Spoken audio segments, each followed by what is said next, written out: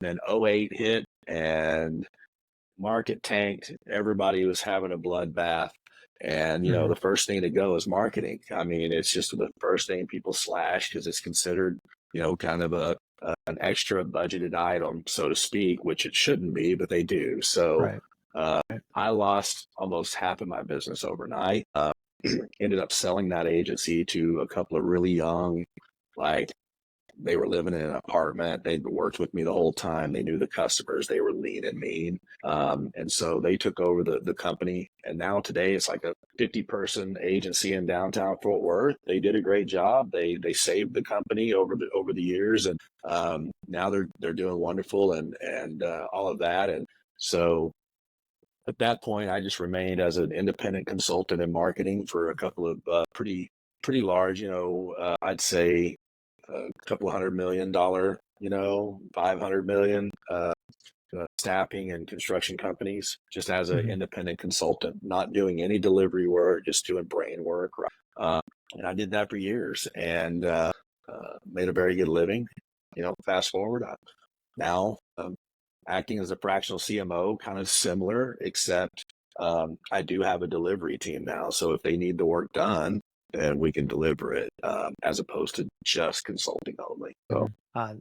That's really interesting to me, and I'm intrigued by this. Where do you see the market in particular to, the AEC industry as it relates to marketing support, internal marketing teams, whether that be fractional agency, or obviously internal, like I said? Where does that stand? Because I don't think I see it very often at all. yeah, I hate to sound cliche, but you'll hear a lot of people in the space say that, the construction surrounding industries aren't super great at marketing because in their minds it's all handshake and relationship work, and that is true in to a certain degree. Where I see things headed, I think has a lot to do with the workforce. And I'll Hmm. tie this into marketing. But the workforce, the boomers are going away. I mean, they're Hmm. retiring at a massive rate, and I mean we're on the last leg of their Hmm. working years. That vacuum is massive, and Yep. then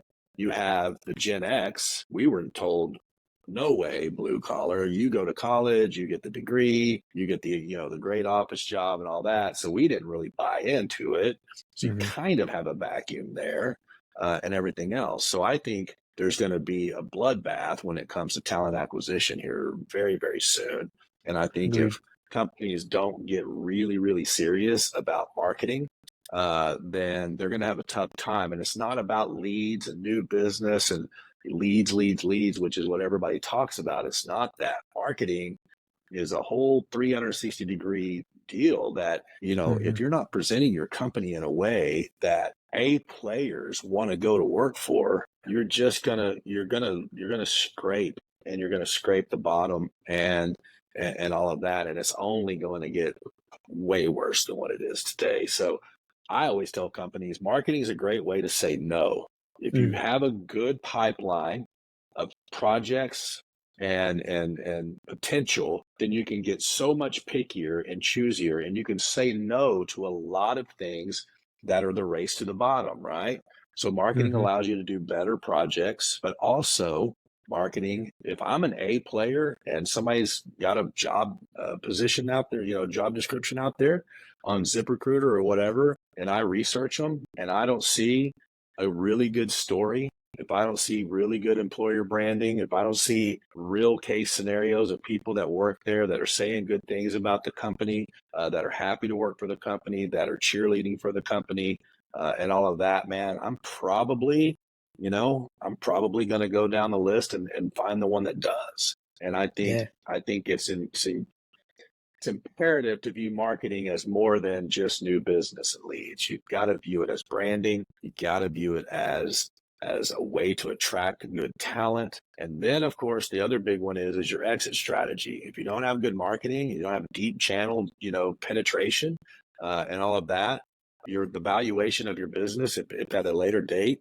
you want to sell it, isn't going to be near as valuable to a buyer as a company that really branded well and has deep tentacles into all the different channels. So That's an amazing perspective that I have yet to hear.